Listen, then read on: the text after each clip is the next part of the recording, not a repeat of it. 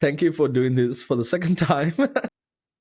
We're not telling people that. I feel like I'm wasting the time of a $10 million, I mean, $11 million founder, but Nah. It's good yeah, value for me. I'm getting my money's yeah. worth. Well, for the people who are watching this, I first saw Kenny on Daily Mentor, which is Davy's mentorship program, and Kenny joined the call, and I saw his background, and I was like, "Wow, like that looks so cool." It The was first thing strategic, it Charlie. was strategic, yeah, for sure. The first thing I told Davey, we have to go and do a vlog with him. And Davey had already thought about it. Davey was like, "Oh well, I've already done the planning of it. Like we're already going to see him." I'm like, "Cool, that's awesome. Like his personality is great, his business is awesome." I couldn't even believe that there's a business of lighting Lego bricks. That was Yeah. crazy to hear. I couldn't believe it at first, but when we visited your business, when we visited your warehouse, my mind was blown how well it was set up, how beautiful the business is, your branding, your personality, your team, everything was just top notch. And yeah, fell in love with everything that you do, and here we are.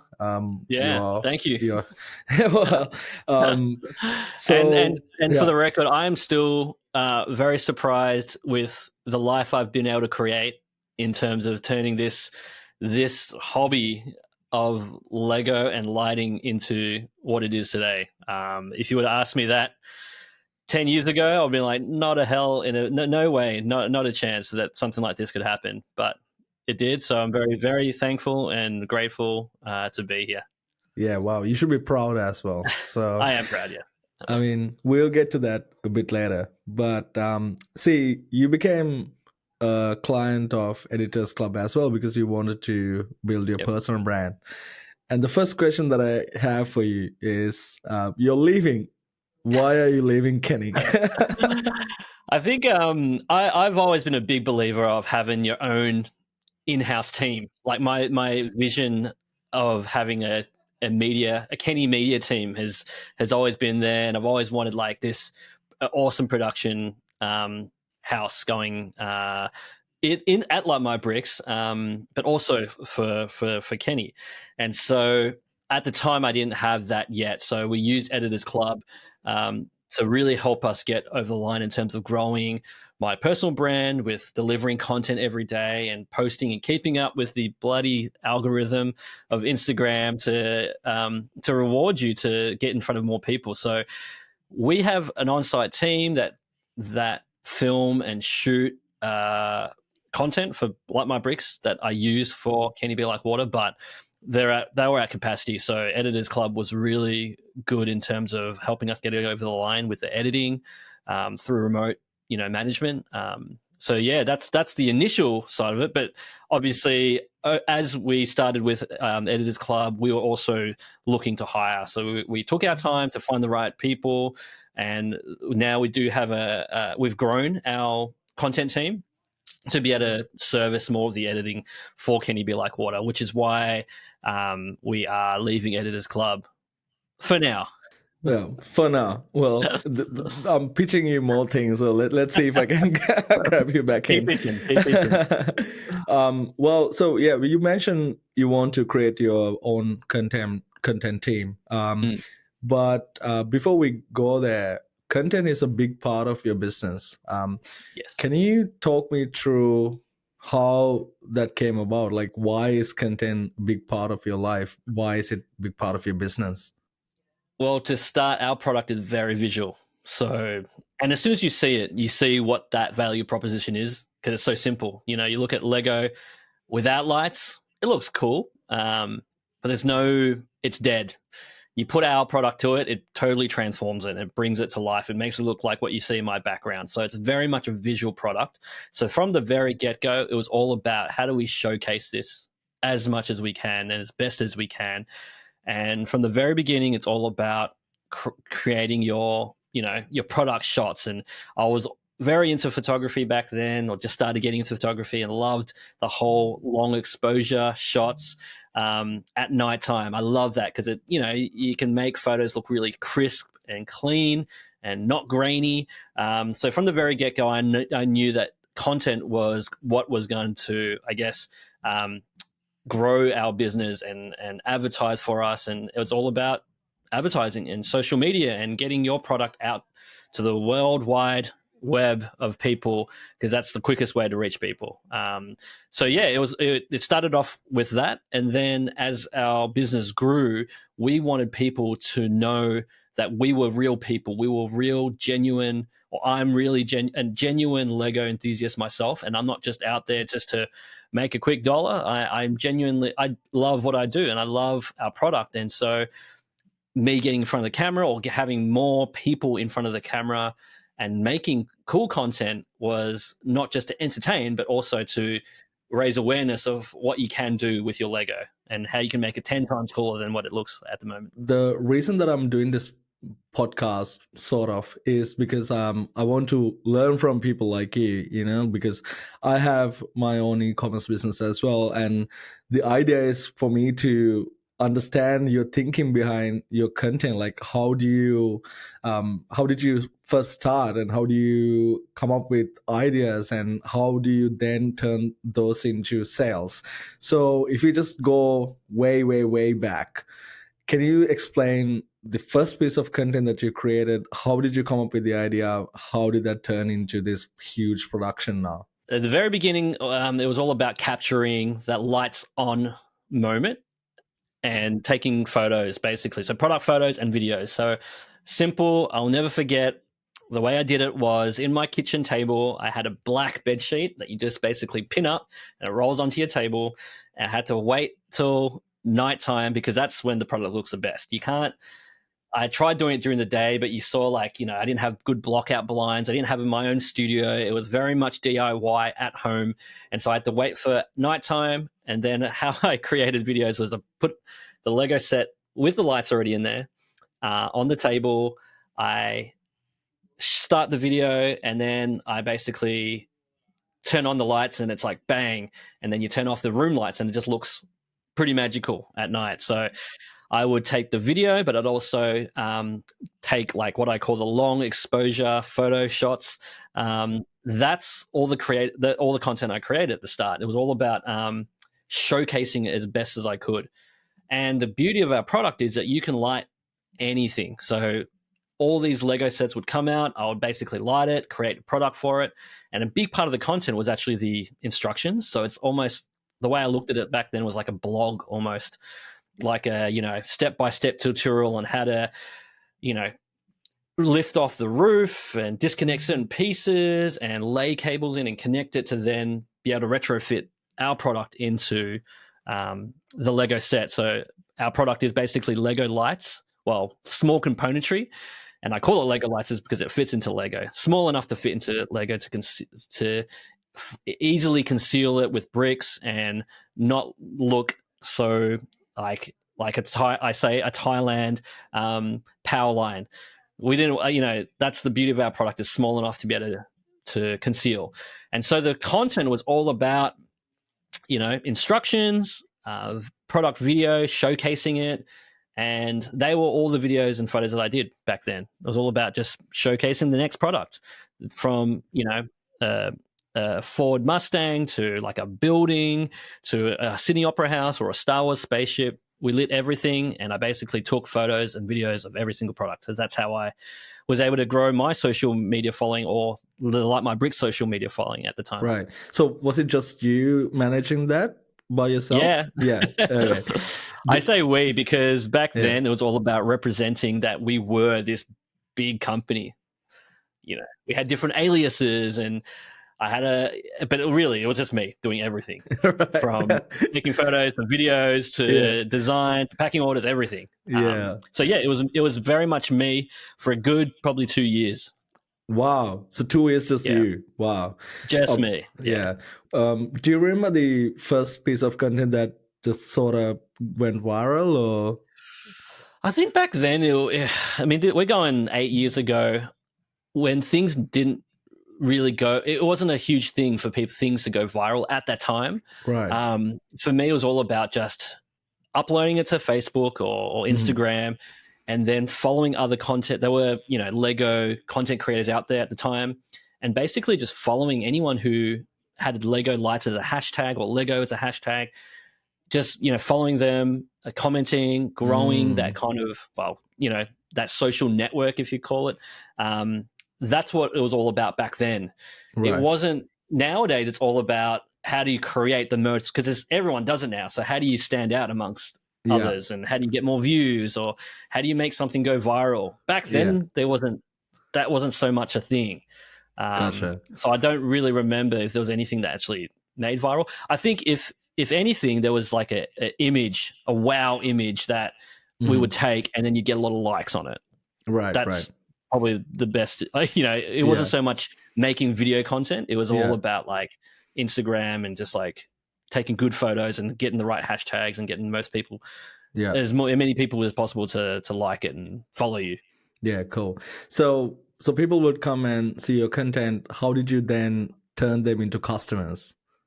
Yeah, well, every piece of content was not an ad, but it was just showcasing the product. So it'd be Hmm. like, oh, the new Light My Bricks light kit for the, I don't know, Millennium Falcon is out now, and it's like, you put your photos and then you add the Shopify, because we use Shopify at the time, which Hmm. is really great for linking with Instagram and all that kind of thing, and people can just basically click on it and then buy straight away.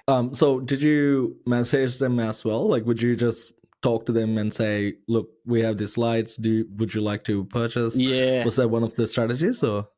No, back then I was very I was quite private in terms of Okay. showing my face or talking. Very Yeah. different now, but back then I was very much like, you never saw my face. You just saw my hands and the occasional flash of my tattoos or something like that. Yeah. But I never actually verbally sold the product. Right. We did a lot of it through email marketing at the stage, and Hmm. it wasn't until maybe 3-4 years into the business when we actually started growing like a content team, having a face on camera. We would do campaigns and we would get like extras or like actors or talent to be in front of the camera. Okay. But that was pretty much it. Yeah. Right. Um, why do you think the comparison videos did so well? What do you think the psychology behind it? Mate, yeah, I mean, I could show you example in my background. If I just turn them all off, you'll see how not good it looks. Are you ready? Yeah. All right. So Oh yeah, Lego damn. looks cool, right? It looks awesome. Come on, Damn. man, you can't argue with this. Yeah, wow. That's why. No It's more psychology. just, Right? look, at the end of the day, it's more Yeah. realistic. You Mm. want, if you think about a simple Porsche, right? You Hmm. have a Lego model, it looks cool on the Yeah. shelf, looks nice, but when you put lights in it, it's just like, oh man, it just makes it 10 times better. Yeah. Wow. Yeah. So now your business is $11 million worth, right? And how do you now scale your content team into creating so much more content? Like, what is the composition of your content team? So I think you can never stop creating good content. And not just that, because we saw success early on, success will attract copycats, Hmm. and a lot of competitors will start kind of realizing that your business idea is pretty cool. I want to do the same thing. I'll just copy what you're doing. Hmm. And the problem is you kind of get so focused on the negative where people are copying all your hard work, Hmm. where it's really important that you stay ahead. You continually growing your brand, which is really important, and the content. And that is something that your copycat competitors can't always do. So for us, it's all about, as we scale, how do we create more better content? How do we get more, reach new audiences, different segments? Because Lego's so huge. There's so many different types of Lego collectors. You've got like your supercar collectors, you've got your Star Wars fans, you've got Harry Potter fans, you've got so many different segments. So as Lego grows, our product will also grow, and we want to make sure we capture everybody, as many people as possible. So our content strategy for Light My Bricks is all about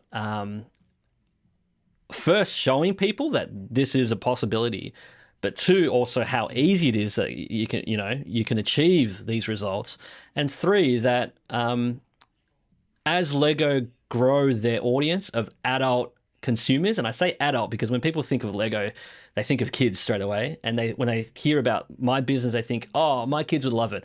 No, no, no, no. It's the adults. It is your hardcore Lego enthusiasts, because adults are the ones that have money. They're the ones who will buy and collect and display, and they will get hooked. And not just that, Lego are smart. They know that nowadays they can reach so much more, or so many more adults through nostalgic type of sets like Back to the Future, Ghostbusters, 1989 Batman. Lego know that. So that's where we've seen a lot of success as well, seeing these customers buy these Lego sets and then want to take it that next level of display by putting lights into it. So it's all about capturing these type of moments and capturing these ideas, is what we put into our content strategy, as well as just jumping on what's trending, trends, what people like to see, simple on off, simple playfulness, or simple, funny memes, or whatever it might be. It's all about capturing that, and also just continue to create content on all our new products. People love to watch Lego reviews. People also like to see our light reviews, or what's new, or what are our light features for that particular product, and more faces. I think for us, as we grow our business, we are growing our staff and our company, and we're all passionate about Lego, and different types of Lego. So we love to basically capture as much of that as possible. You put a lot of humor in your content. Why is that?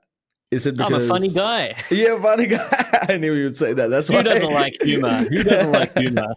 If you don't like humor, you're too boring and you're missing out on life. I mean, it's all about laughter. It's all about happiness. Lego's happy. Our product is happy, and I definitely do not take life too seriously. Mhm. I am not your traditional entrepreneur or business owner. Yeah. I've done things very unconventional. So I just love humor. Yeah. Yeah. Why do you say that? What are the unconventional things that you have done? Well, to start, I turned a passion for Lego and buying Lego into a profession. Like I said, it was one of those things that just stemmed from an argument with my wife over excessive Lego purchases, and me thinking at the time, how do I crack this code to allow myself to buy more Lego guilt-free? So that's how the whole thing started. But it's more like, when I say unconventional, I am not like, I would say a lot of, the way I look at it is, a lot of entrepreneurs, they read a ton of books. They're quite good with their vocabulary.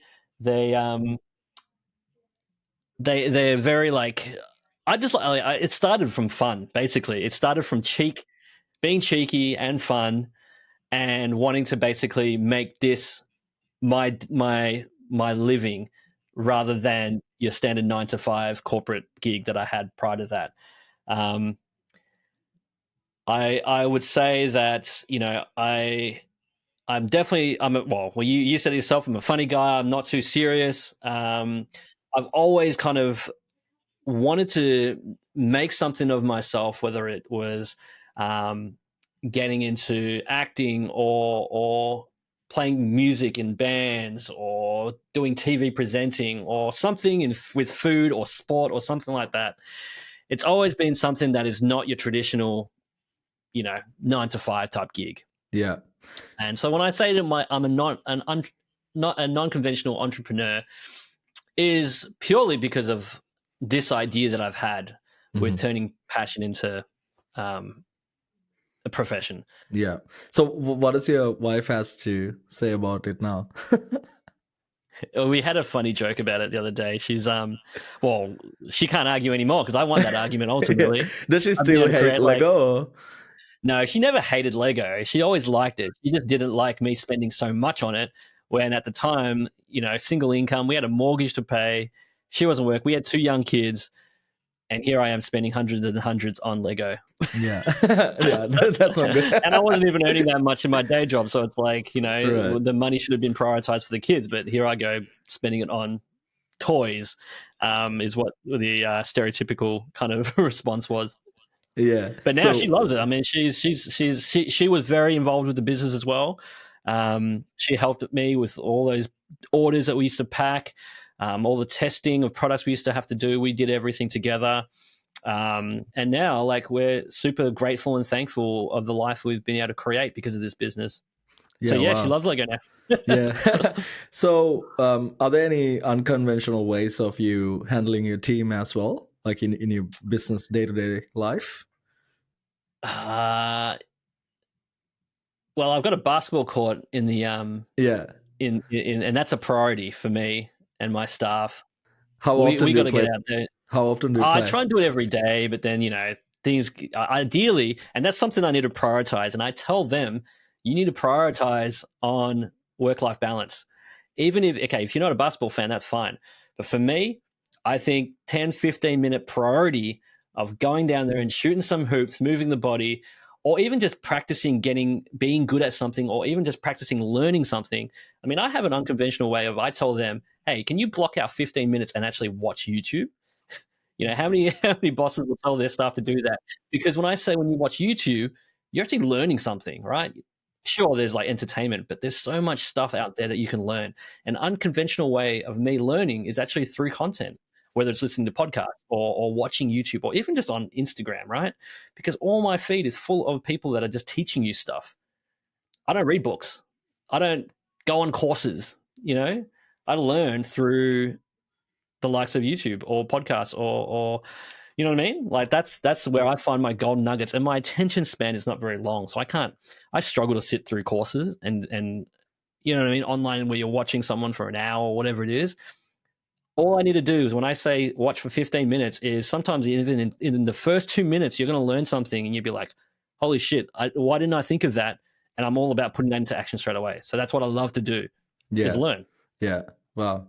So you obviously worth 11 million right now, but there was a journey. How do Of course. you what did you feel when you hit 1 million revenue? Man, What was the feeling? I think it was, for me, from the very start, when making I was making pretty much double what I was earning in my day job. That was enough to make me go crazy and go, why am I still in this job, at my day job? Sorry, I couldn't wait to get out and basically, I'm very much a grass is greener on the other side. Like, I'm never fully content. And that's an issue that I have. And I've been working on that, to be more grateful for what I have. But I'm always chasing the next thing. I'm always like, all right, if I've only been working on this for, say, 6 months, and I can double my day job income, imagine what it will be if I go full time into this.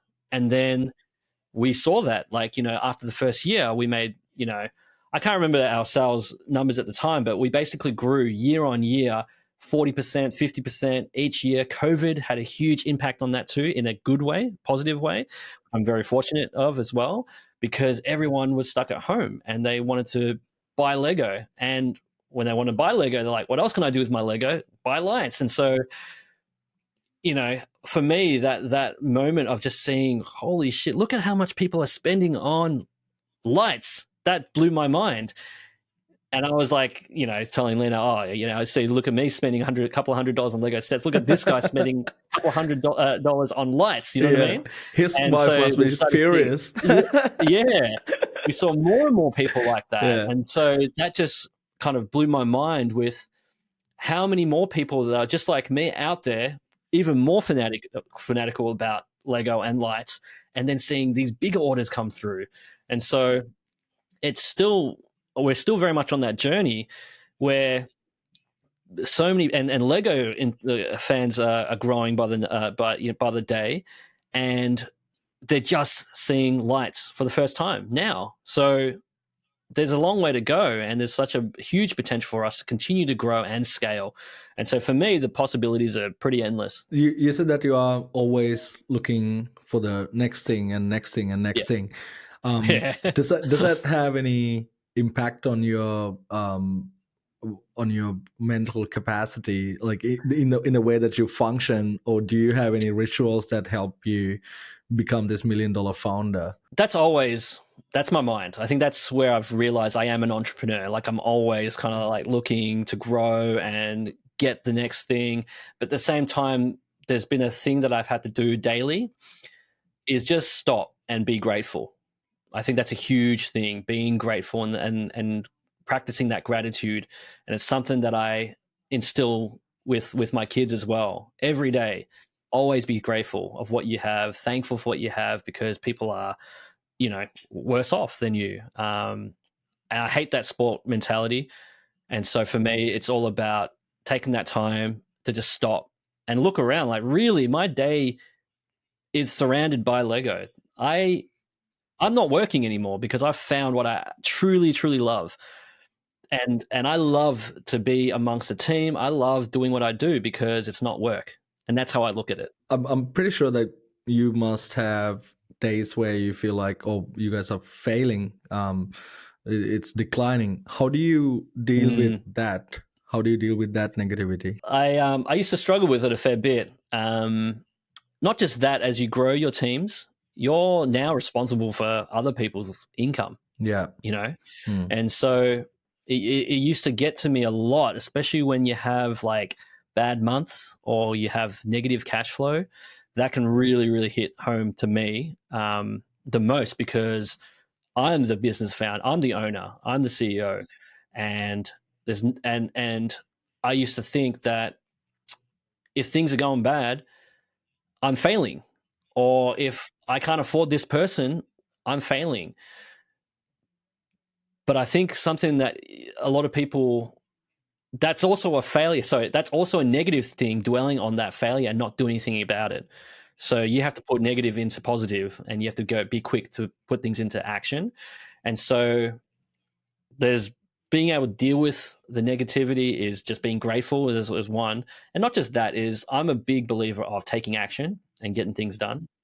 Because sure, if you're in that scenario where your business is not doing well and you might not be able to afford that person, sometimes that action is to actually let that person go and be okay with that. You know what I mean? And so part of the growing, ongoing, journey of mine is being okay with sucking at something Mhm. or being okay to fail, because you look at that and you look at how can you do it better and how can you learn and grow from that. Um, and every day things will fail, and that's okay as long as you do it better again and not dwell on that negative. What does your day look like from the time that you wake up? What time do you wake up? I'm a 5 a.m. man. Oh, I haven't been the last couple of weeks. I've been actually on holiday in Thailand. But my general day is 5 a.m. wake up. Um, I get up and I literally, you know, brush my teeth, do all that kind of stuff. But I'm straight onto doing something productive. And at the moment, it's actually been writing. I've been writing a lot of like ideas down for content. What are people, what can I do differently in terms of content? So a lot of the creativity stuff happens in the morning, and just watching content. So I do like looking at coaching calls. I have a few different business coaches. So soaking up on that content, and I feel as though that first kind of couple of hours of my day, for between 5 and 7 a.m., is very much to do with creating something or learning something and setting up that day. Because I've got young kids, and so from 7 to 9, it's kids' time. It's like I feel better about waking up early and getting that stuff done because I feel productive, and that I can then spend that time with them in the morning. Then it's after they're at school, then it's coming in for the day. It's doing your check-ins with the team, looking at what needs to happen in terms of like your whips, your daily kind of check-ins with all the different departments, and then doing more creating, whether it's working on new strategies or working on different projects that we have going on, approving a lot of stuff. Basketball time, we've got to prioritize that. Um, And then before you know it, it's like afternoon time where I switch off and go get the kids from school or go home early or spend some time with the wife, all that kind of thing. So my day is broken up into a few different patches. Then it's, dinner time. Then it's, I play basketball twice a week, so I could be doing that. And then doing a bit of work as well. And then downtime. So yeah, it's not like, I wouldn't say my day is like come in at 8, done at 5. It's always different. Every day is different. Sometimes I might have certain workshops or meetings that I have to attend. That's at the end of the day, and then I could have some free time during the day to work on other stuff that I got going on. Or I could be doing some phone calls or podcasts or whatever it is after hours. So it's always different. You mentioned that you get little nuggets of information from everywhere, and you have business coaches as well. And the theme of this discussion is for small business owners to go to now your level, 10, $11 million founder level. What advice would you have for a small business, regardless of which industry they are in terms of content? How would they, in these days, how would they go about creating content? What kind of things that they should be looking for? I'll try and answer this question in a way that if I could tell myself when I first started what to do, is get on the personal branding train. It took me 8 years of working on the business for me to actually realize the importance of personal branding. Sure, you've got your business branding, but you've also got the personal branding and story as the business owner. And that is something that I didn't realize until, I would say, 8 months ago, the importance of that, because people relate to people. You can have the best product in the world, no one gives a shit. But if you have that relation to people where you're telling them about, because you're going to be the one that's most passionate about your business, right? So creating content of yourself, showing yourself, get out there and documenting that journey that you're going through is what people relate to. And that's why people want to buy your product. And that's what's helped our success as well, because people see that I'm genuinely passionate about not just Lego, but other things as well, that I'm a relatable person, that I'm down to earth. I get along, you know what I mean? People like that. They want to hear about my journey or hear about my failures and how I've been able to turn them into success. So I would be strongly telling people that you need to create content and you need to get out there and just start, There are a lot of limiting beliefs that people have.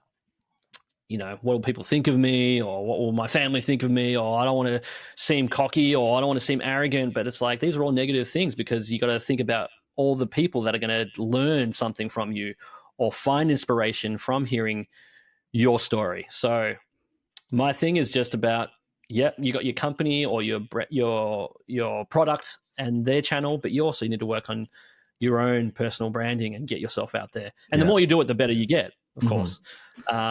So that's my kind of advice for kind of people that are starting off or they've been doing business for a while, to get on that personal branding train. And then use Editors Club. And use Editors Club. Because you might not have all the time. Yeah, you might. Yeah, I can plug that, because a lot of people when they're starting on, just like me, one-man band, you can only do so much, right? You can record yourself documenting your day or whatever it is, and then give it to Editors Club, or giving that to, you know what I mean? Offloading that. Delegate. Delegate. Don't take on everything. No, that's 100%. I can definitely see how because I've built on David's personal brand. I can definitely see how he leveraged that to create his daily mentor, and even Udi. Like, so many people came and purchased an Udi because they saw who was behind the brand and saw who he is, which is definitely impactful. And not just that, I was going to say, with the personal branding, like, you can then branch out and do other stuff. And you've got your following. You've got your automatic following that will follow you. You can launch anything, and people, as long as you're passionate about it, they'll want to jump on that too. You know what I mean? Absolutely.